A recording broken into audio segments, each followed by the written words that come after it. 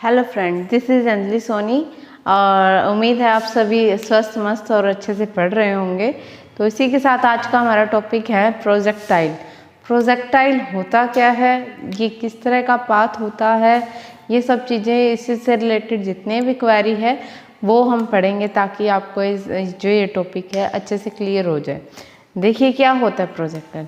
मान लीजिए आप किसी हॉरिजॉन्टल प्लेन के ऊपर खड़े हैं, आप खड़े हैं तो आपके आगे एक बॉल आ जाती है। आप इस बॉल को किक करते हैं तो बॉल जो है वो किस तरह से किक होके किस तरह का पाथ फॉलो करती है, किस तरह से जाती है स्काई के अंदर, इस तरह से जाती है। ठीक है, इसी को हम क्या कहते हैं, प्रोजेक्शन। कि आपने किसी एक ऑब्जेक्ट को किसी एक एंगल के साथ, यहाँ पर ये आपके पास जो ऑब्जेक्ट है वो किस एंगल के साथ, मैं मान लेती हूँ अल्फा एंगल के साथ, स्काई के अंदर आप उसको प्रोजेक्ट करते हैं, मतलब किक मार के फेंकते हैं। तो किस तरह से जो आप किक मारते हैं तो उसके ऊपर सिर्फ और सिर्फ एक फोर्स अप्लाई हो रहा होता है, जिसको हम लेके चल रहे हैं। जो फोर्स है वो है ड्यू टू ग्रेविटी की वजह से। तो ग्रेविटी की वजह से क्यों, आपको ये पता है, कोई भी एक पत्थर या कोई भी चीज़ आप जब भी स्काई में फेंकते हैं तो उसको अर्थ अपनी तरफ खींचती है। ठीक है, इसी फोर्स को हम क्या कहते हैं, force due to the gravity. हर एक चीज़ के ऊपर फोर्स लगता है ड्यू टू ग्रेविटी, ताकि अर्थ जो है, जो आपके पास अर्थ है वो हर एक चीज़ को अपनी तरफ बांधे हुए रखती है। ठीक है, इसके ऊपर भी, इस केस के अंदर भी ऐसा ही है। आपने एक बॉल को किक किया तो इस तरह से गया, इसके ऊपर सिर्फ एक फोर्स अप्लाई हो रहा है जो कि है force due to the gravity. इसका मोशन सिर्फ अलोंग किस डायरेक्शन में होगा, डाउनवर्ड डायरेक्शन में। अगर मैं मान लूँ कि अगर आपके पास फोर्स ड्यू टू ग्रेविटी नहीं है तो आपको क्या होगा, आपने इस बॉल को किक किया तो वो आपकी जो बॉल है स्काई में बहुत दूर जाती रहेगी और कभी लौट कर वापस नहीं आएगी। ठीक है, बस ये सिर्फ किसकी वजह से हो रहा है, ड्यू टू द ग्रेविटी। मतलब अर्थ अपने एक फोर्स लगाती है जिससे वो हर एक चीज़ को अपनी तरफ बांधे हुए रखती है। ठीक है, आगे देखें, जो आपने यहाँ पर एक बॉल जिसको किक किया था, उसी बॉल को हम क्या कहते हैं, प्रोजेक्टाइल ही कहते हैं। उसी के बारे में आज हम पढ़ने वाले हैं कि वो किस तरह का पाथ फॉलो करता है। इससे रिलेटेड जितने भी न्यूमेरिकल्स होंगे कि कितने टाइम के बाद वो अर्थ के ऊपर वापस आएगी, जैसे हमने किक की है, और ये कितनी दूरी तक जाएगी और कितना मैक्सिमम टाइम लेगी, ये सब चीज़ें आज हम पढ़ने वाले हैं। और इससे रिलेटेड जितने भी न्यूमेरिकल्स प्रॉब्लम्स हैं जो कि आपके एग्ज़ाम्स में आने वाले हैं, आपके जो कॉम्पिटिटिव एग्ज़ाम्स वगैरह होते हैं उसके अंदर प्रोजेक्टाइल का टॉपिक बहुत ज़्यादा इम्पोर्टेंट है। उसी से रिलेटेड आज हम इसी को सोल्व आउट करते हैं। ठीक है, तो आपने क्या किया, एक पार्टिकल लिया है जिसका मैं मान लेती हूँ मास कितना है, इस पॉइंट के ऊपर मैंने मान लिया। आफ्टर द सम टाइम वो इस पॉइंट के ऊपर आता है जिसका मास कितना है, m। और आपको पता है जो वेट होता है वो हमेशा वर्टिकली डाउनवर्ड डायरेक्शन में होता है।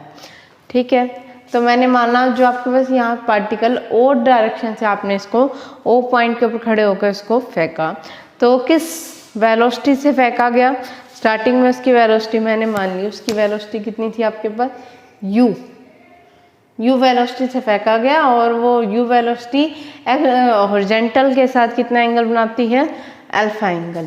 अब हम क्या करते हैं, इस वेलोसिटी को x कंपोनेंट और y डायरेक्शन में y कंपोनेंट निकाल लेते हैं। आपको पता है कोई भी अगर आपके पास वेक्टर क्वांटिटी है, यहाँ पर वेलोसिटी हमेशा एक वेक्टर क्वांटिटी होती है। अब वेक्टर क्वांटिटी क्या होती है, वेक्टर क्वांटिटी वो क्वांटिटी होती है जिसके पास मैग्नीट्यूड भी हो और डायरेक्शन भी हो। ठीक है, तो आपके पास u एक वेलोसिटी है जो मैंने मान लिया इसके साथ अल्फा एंगल बनाती है। तो x डायरेक्शन में इसका कंपोनेंट कितना होगा, आपके पास होगा u cos ऑफ अल्फा, और y डायरेक्शन में कितना होगा इसका u sin ऑफ अल्फा। ठीक है, इसका मैं x डायरेक्शन कंपोनेंट निकालूँ तो u cos ऑफ अल्फा, और y डायरेक्शन में निकालूँ तो u sin ऑफ अल्फा। ठीक है, ऐसे ही इस पॉइंट पे निकालें तो ux होगी, उसकी वैल्यू कितनी होगी, u cos ऑफ अल्फा, और ऐसे ही y डायरेक्शन में कितना होगा इसका component, u sin of alpha. ठीक है, अब हम देखते हैं कि इस बॉडी के ऊपर जो आपके पास पी पॉइंट के ऊपर जो body after the some time पहुंच गई, कुछ टाइम के बाद आप देखते हैं कि जो आपके पास बॉल है यहाँ पहुंच गई, तो इस पॉइंट के ऊपर उसके ऊपर कौन कौन से फोर्स अप्लाई होते हैं। अभी आप देख रहे हैं एक्स डायरेक्शन में तो कोई फोर्स भी नहीं लग रहा, सिर्फ इसका मोशन की वजह से ही हो रहा है और तो कुछ फोर्स नहीं है। और वाई डायरेक्शन में एक तो इसकी मोशन की वजह से हो रहा है और सेकंड इसकी वेट की वजह से इसके ऊपर फोर्स अप्लाई हो रहा है। ठीक है, अब हम इसके ऊपर क्या देखते हैं, एक्स कंपोनेंट मतलब कितने फोर्स अप्लाई हो रहे हैं एक्स कंपोनेंट फोर्सेस का और वाई कंपोनेंट फोर्सेस का। आप देखिए क्या होता है एक्स डायरेक्शन में देखिए क्या फोर्स का फॉर्मूला क्या होता है आपके पास, मास इनटू एक्सीलरेशन। ठीक है, देखिए x direction mass into D square x by D T का स्क्वायर इज इक्वल टू 0, यही फोर्स अप्लाई हुआ है। ठीक है, और वाई डायरेक्शन में कितना हो रहा है, mass into D square Y by D T का square is equal to minus of M G. Minus क्यों लिया है मैंने, माइनस इसलिए लिया है क्योंकि ये वर्टिकली डाउनवर्ड डायरेक्शन में है, इसीलिए मैंने इसको माइनस टाइम लिया है। ये किसका है, वाई डायरेक्शन में। हमें क्या करना है, इसका पाथ निकालना है, टाइम निकालना है और कितना दूरी तय करेगा, मतलब इस पॉइंट से ओ पॉइंट से और ये मान लेते हैं ए पॉइंट तक कितनी दूरी है, ओ और ए के बीच में कितनी दूरी है, ये सब चीज़ें हम फाइंड आउट करने वाले हैं। आगे देखिए, अब हम सोल्व करते हैं। आपके मान लेते हैं इक्वेशन नंबर 1 है, ये आपके पास इक्वेशन नंबर 2 है। m तो 0 हो नहीं सकता, आपको पता है आपके पास जो बॉल है उसका कुछ ना कुछ मास है, उसकी वैल्यू तो 0 है नहीं, तो आपके पास 0 क्या होगा इस इक्वेशन से, इसको पहले सोल्व करते हैं। D square x by D T का स्क्वायर इज इक्वल टू 0। इस इक्वेशन में m से m कैंसिल, तो आपके पास कितनी वैल्यू आ जाएगी, d square Y by D T का स्क्वायर और is equal to minus of 0। ठीक है, आगे देखें, D square x by d, इसका इंटीग्रेशन कर दें, integration on both side with respect to t, क्योंकि मुझे पाथ की इक्वेशन निकालनी है, तो मीन्स एक्स और वाई के बीच में रिलेशन फाइंड आउट करना है, मतलब मुझे इस इक्वेशन को सोल्व आउट करके इन दोनों से एक्स और वाई, आपको पता है 2 बार डिफ्रेंशिएशन कर रखा है तो आपको 2 बार इंटीग्रेशन भी करना पड़ेगा, और लिमिट नहीं है तो कांस्टेंट ऑफ इंटीग्रेशन आएगा जिसके ऊपर हमें कंडीशन लगा के इनकी वैल्यू फाइंड आउट करनी पड़ेगी। अब देखें, D square x by D T का square is equal to 0, this implies आपके पास कितनी वैल्यू आएगी, D X by D T is equal to C1, और सेकंड वाले से D Y by D T, similarly इसके ऊपर इंटीग्रेशन अप्लाई करते हैं with respect to D T और प्लस कांस्टेंट ऑफ इंटीग्रेशन मैंने क्या लिया है C2, तो आपके पास आएगा D Y by D T is equal to minus of ji t plus C2। अब आपके पास C1 और C2 आर्बिट्रेरी कांस्टेंट है जिसकी वैल्यू आप फाइंड आउट कर सकते हैं बाउंड्री कंडीशन लगा के। निकालिए बाउंड्री कंडीशन से इनकी वैल्यू। देखें, जब टाइम t 0 था तो उस टाइम के ऊपर जब ओ पॉइंट के ऊपर x dx by D T, x direction में कंपोनेंट वेलोसिटी का कितना था, u कोस ऑफ अल्फा, और y डायरेक्शन में dy बाई डी टी की वैल्यू कितनी थी, u साइन ऑफ अल्फा। यही वैल्यू इसके अंदर पुट कर दें आप, क्या आएगा, जब t 0 है तो dx बाई डी टी की वैल्यू कितनी है, u कोस ऑफ अल्फा, तो बस dx बाई डी टी की वैल्यू तो आपके पास C1 है तो उसकी वैल्यू कितनी आ जाएगी, u कोस ऑफ अल्फा। अब dy बाई डी टी की वैल्यू कितनी है, u sine of alpha, t 0 into something 0 plus C2, तो आपके पास C2 की वैल्यू भी कितनी आ गई, u साइन ऑफ अल्फा, और C1 की कितनी आई है, u कोस अल्फा। यही वैल्यू इसके अंदर आप सब्स्टिट्यूट कर दें तो आपके पास C1 की वैल्यू कितनी आई है, यहाँ पुट कर देती हूँ मैं डायरेक्ट, कितनी आई थी, u कोस ऑफ अल्फा, और C2 की वैल्यू कितनी आई है आपके पास, u साइन ऑफ अल्फा। अब आपको निकालना क्या है, x और y के बीच में रिलेशन फाइंड आउट करना है, तो आपको पता है फिर से इसका इंटीग्रेशन करना पड़ेगा। चलो करिए इसका इंटीग्रेशन फिर से with respect to dt, plus फिर से आपके पास कांस्टेंट ऑफ इंटीग्रेशन आएगा, मैंने मान लिया C3, और फिर से इसका इंटीग्रेशन करेंगे विद रिस्पेक्ट टू dt, और यहाँ कितना था u, और डी टी प्लस C4 कितनी वैल्यू आएगी, dx by D T is equal to कितना आएगा आपके पास, x equal to u cos of alpha into t plus में C3 और d Y by D t से कितनी आएगी, y is equal to minus of ji, T का कितना होता है टी स्क्र बाई 2 प्लस में u cos sine of alpha into t plus में C4। ठीक है, यही वैल्यू आई है। अब हम फिर से इसके ऊपर बाउंड्री कंडीशन अप्लाई करते हैं जिससे हम किसकी C3 और C4 की वैल्यू फाइंड आउट करते हैं। फिर से एट द पॉइंट O के ऊपर जब t 0 था तो आपके पास x कोऑर्डिनेट ओरिजिन के ऊपर x की वैल्यू कितनी थी आपके पास 0 एंड y की वैल्यू भी कितनी थी 0। तो यही वैल्यू इसके अंदर सब्स्टिट्यूट कर दें तो आपके पास x 0 है तो आपके पास कितनी आएगा, t भी 0 है तो आपके पास C3 की वैल्यू कितनी आ जाएगी 0। इसके अंदर जब y 0 है तो t 0 है, t 0 है तो C4 की वैल्यू भी कितनी आ जाएगी 0। तो इसका मतलब C3 और C4 की वैल्यू कितनी आती है आपके पास 0। यही वैल्यू इसके अंदर आप x और y के अंदर सब्स्टिट्यूट कर दें तो आपके पास x की वैल्यू कितनी आ जाती है, x की वैल्यू आ जाएगी आपके पास u कोस अल्फा t और y की वैल्यू आ जाएगी माइनस ऑफ जी टी का square by 2 plus u sine alpha t। ठीक है, ये इसी का यूज़ करते हुए इन दोनों से का ही यूज़ चाहिए, इन दोनों का यूज़ करते हुए आप सब चीज़ें फाइंड आउट कर पाएंगे, इसका पाथ भी निकाल पाएंगे। मतलब कौन सा जो पाथ होता है उसको हम क्या बोलते हैं, ट्रेजेक्ट्री ऑफ द प्रोजेक्टाइल। हम इसकी ट्रेजेक्ट्री भी निकाल पाएंगे और किस तरह की कर्व बनती है ये भी निकाल पाएंगे, टाइम भी निकाल पाएंगे, हॉरिजॉन्टल रेंज का मतलब कितनी दूरी तय करेगा, कितनी दूर तक आपका पत्थर जाएगा ये भी निकाल पाएंगे। देखिए इसी के साथ हम आगे बढ़ते हैं। देखिए अब अभी हमने निकाली थी x की वैल्यू, x की वैल्यू आई थी आपके पास, यहाँ आई थी कितनी u cos alpha t into y की वैल्यू आई है, x की वैल्यू आपके पास वैल्यू आई है u कोस अल्फा t और y की वैल्यू आई है कितनी आपके पास minus of ji T square by 2 plus u sine of alpha into में t। ठीक है, सबसे पहले हम निकालते हैं इसका पाथ, ट्रेजेक्ट्री।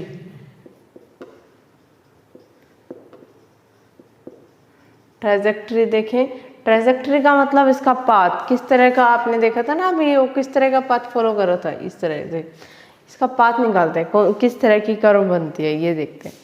ठीक है, तो क्या करें, ट्रेजेक्ट्री कभी भी आपको पता है पाथ की इक्वेशन निकालते हैं तो हम आपके पास x और y के बीच में रिलेशन निकाल देते हैं, जो भी एक्स्ट्रा वेरिएबल है उसको एलिमिनेट कर देंगे। तो क्या करें, इस इक्वेशन से आप क्या करते हैं t की वैल्यू निकाल दें।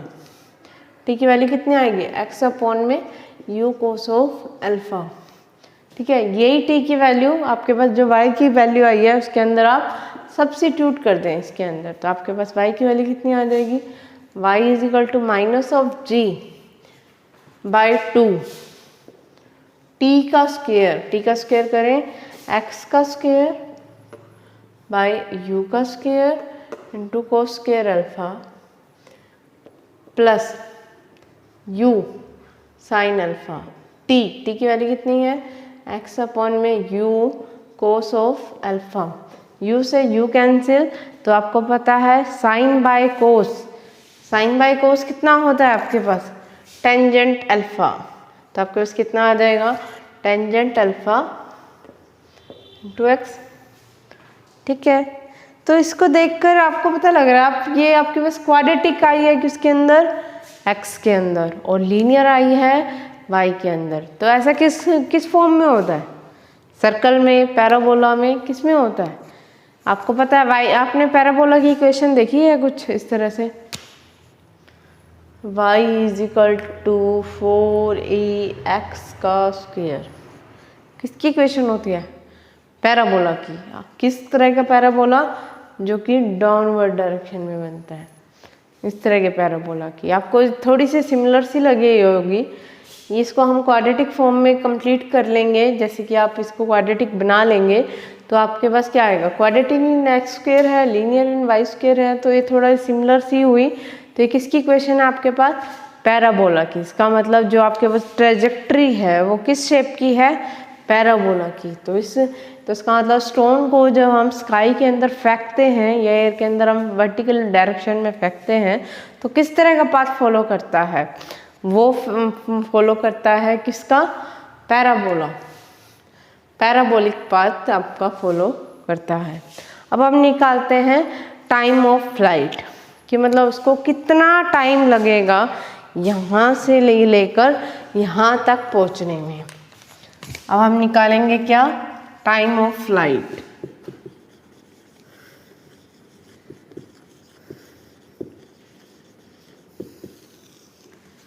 ठीक है, टाइम ऑफ फ्लाइट देखें। टाइम ऑफ फ्लाइट y की वैल्यू कितनी है आपके पास, ये y is equal to minus g T का स्क्वायर प्लस में u sine of alpha into T.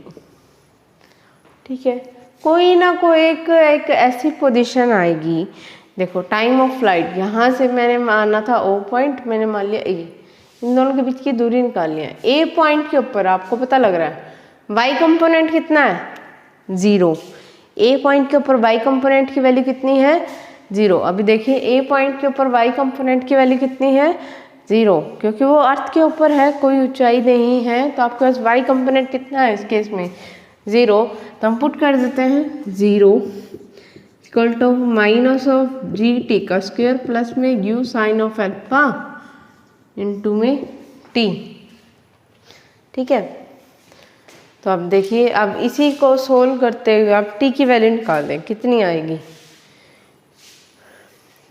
t को एक तरफ कर दें, बाकी सारी चीज़ें दूसरी तरफ ले आए इधर, तो आपके पास कितना आएगा, जी टी का square is equal to u sine of alpha into T.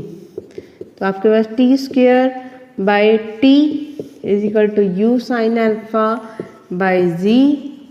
तो आपके पास t से t कैंसिल, तो आपके पास बचा कितना, t इज इक्वल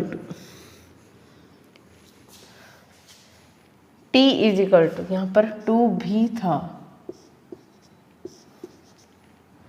ठीक है, तो 2 इधर डिवाइड में था, इधर जाकर मल्टीप्लाई में कितना आ जाएगा, 2u sine of alpha divide में g।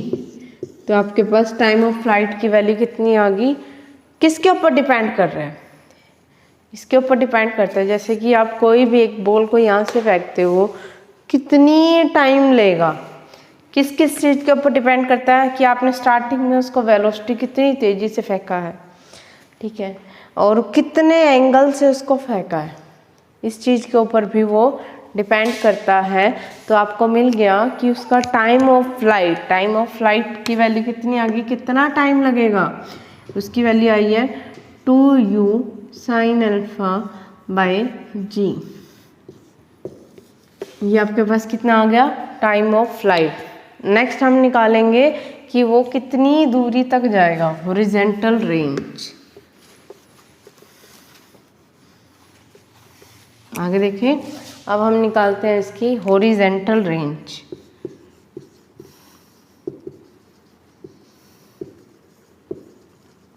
हॉरिजॉन्टल रेंज का मतलब O से लेकर A तक की दूरी। ठीक है, देखें तो उसके लिए क्या करें, आपको पता है वेलोसिटी किसके बराबर होता है, डिस्टेंस अपॉन में टाइम। ठीक है, ये x डायरेक्शन में ही हो रहा है, तो वेलोसिटी भी हमें कितनी लेनी पड़ेगी, x डायरेक्शन में जो वेलोसिटी है वो, और डिवाइड में डिस्टेंस अपॉन, हमें निकालनी क्या है, डिस्टेंस ही तो निकालनी है। तो डिस्टेंस, हॉरिजॉन्टल रेंज, डिस्टेंस निकालने का ये डिवाइड में इधर जाकर मल्टीप्लाई में। तो आपके पास x डायरेक्शन में वेलोसिटी कितनी थी, u cos ऑफ अल्फा, और टाइम ऑफ फ्लाइट कितना टाइम लगा है उसको लिख दे, कितना, 2u साइन अल्फा अपॉन में g। तो कितना आ गया, 2 यू का square into sine alpha cos alpha divide में जी। या तो ये याद रख सकते हैं, नहीं तो इसको सिंपल फॉर्म में और तोड़ सकते हैं। यू स्क्वायर आपको पता है 2 साइन अल्फ़ा कोस अल्फ़ा का फॉर्मूला होता है आपके पास साइन 2 अल्फ़ा डिवाइड में जी। तो इसका मतलब आपको मिल गया हॉरिजेंटल रेंज जिसको हम एच से डिनोट करते हैं, उसकी वैल्यू कितनी आ गई यू का square into sine 2 alpha into में जी। हॉरिजेंटल रेंज है तो हम आर से लिख देंगे इसको, ठीक है। तो आपके पास हॉरिजेंटल रेंज का भी फॉर्मूला मिल गया है आपको, कितना है U square sine 2 alpha by G. इसकी वैल्यू मैं यहाँ लिख देती हूँ। इसकी वैल्यू आई आपके पास horizontal range is equal to U का square into sine 2 alpha upon में जी, ठीक है। अब आगे देखें कि कितनी, इसका मतलब अब आपको पता लग गया कि हॉरिजेंटल रेंज कि ये जो भी आप पत्थर बॉल या किक, एक गेम भी होता है हैमलिंग थ्रो, उसके अंदर ये होता है कि जो यहाँ खड़ा होकर जितनी दूरी तक फेंकेगा वही उस गेम का विनर हो जाता है। उस गेम का क्या होता है जैवलिंग थ्रो, हाँ उसके अंदर। तो इसका मतलब पता लग गया किस किस चीज़ के ऊपर डिपेंड करता है, यू के ऊपर कि आप स्टार्टिंग में कितनी वेलोसिटी से वो फेंकता है उसको, ठीक है। अल्फ़ा जरूर डिपेंड करता है कि अल्फ़ा का मतलब एंगल ऑफ प्रोजेक्शन, किस एंगल से वो उसको फेंकता है, ठीक है। जितनी ज़्यादा अल्फ़ा की वैल्यू और यू की वैल्यू होगी उतनी हॉरिजेंटल रेंज, उतनी ज़्यादा दूरी तक वो आपके पास जाएगा। तो इसका मतलब अब मैं निकालती हूँ इसी से ही maximum greatest horizontal range, greatest horizontal range, ठीक है। इसकी वैल्यू मैक्सिमम कब होगी, जब आपको पता है अल्फ़ा साइन 2 अल्फ़ा कितना होगा मैक्सिमम होगा। साइन 2 अल्फ़ा की मैक्सिमम वैल्यू, साइन के मैक्सिमम वैल्यू कितनी होती है 1 कब होती है जब 2 अल्फ़ा कितने का हो जाएगा π/2 का। तो इसका मतलब अल्फ़ा कितने का हो जाएगा जब π/4 का हो जाएगा, तो आपके पास इसकी वैल्यू ग्रेटेस्ट आएगी। तो अब इसका मतलब आर मैक्सिमम कब होगा यू का स्क्वायर बाय जी, जब उसका एंगल कितने का होगा π/4, तो उसकी वैल्यू मैक्सिमम होगी, ठीक है। चलिए तो अगले हम नेक्स्ट सेशन में सॉल्व करेंगे इसके न्यूमेरिकल्स। तो इसी के साथ हम आज का लेक्चर ख़त्म करते हैं। जय हिंद जय भारत।